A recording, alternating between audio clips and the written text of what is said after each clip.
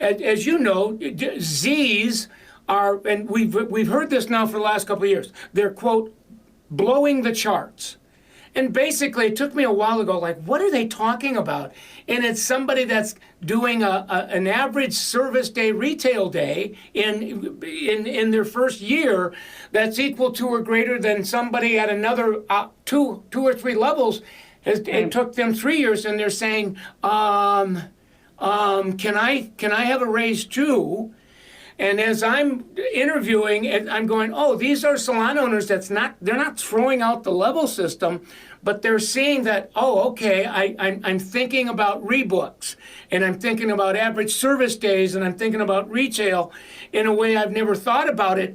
And they're making it so that people can jump to the next level without cheating or compromising on their integrity. And I didn't tell them to do, I'm just kind of watching it and going, oh, wow. That's innovation. Well, I think it's a huge point, because in Summit, there's three things you do to level jump, right?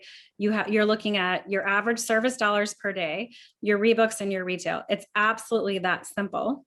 And it's the same whether you work 1 day a week or 5 days a week. So when you're talking to somebody about what their earning potential is in your own organization, the reason why we're very clear about what this would look like if they were to go do this on their own, not even because we're trying to discourage them, because honestly, if that's what somebody needs to do, then, I just want to make sure that they leave with the most honest information they can find. Because Michael, I am somebody who looks at the math. I am somebody who's going to look at the reality of a business. And I can tell you, whether you are a salon of one person or you're a salon company of 500, the bills are exactly the same.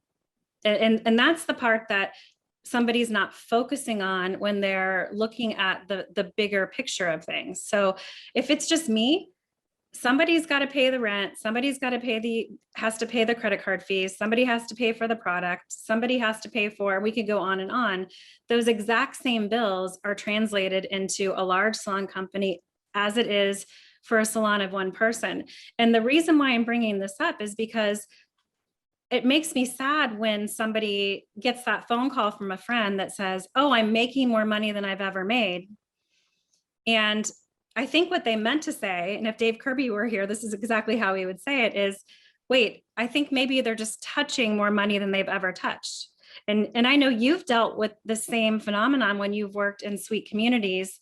There's a difference between what you're bringing in and what you're keeping. So yeah, and because the people in that community will say, I made 120, 130, 140, and I go, so tell me more. Like, well, and if you listen long enough, it's like I took this in. And then, rather than judge, you go, okay, so tell me again what you pay in rent. And let's and tell me again, like your supply thing. I'm not giving them guidelines. I'm just helping them to. And then it's like, okay, so when we get done with this, you've got gross personal income that's this much. And when I start benchmarking the number of people in the salon, the self-employed community that are making a 6-figure gross income before taxes, and I benchmark that in Summit salons, I mean, there's no comparison.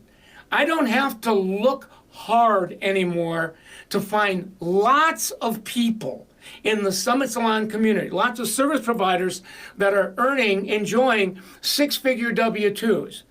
I have to look like really a lot in self-employment community to find one or two or three, and I have to help them figure out the math, because it's not like they're lying. It's just they don't have they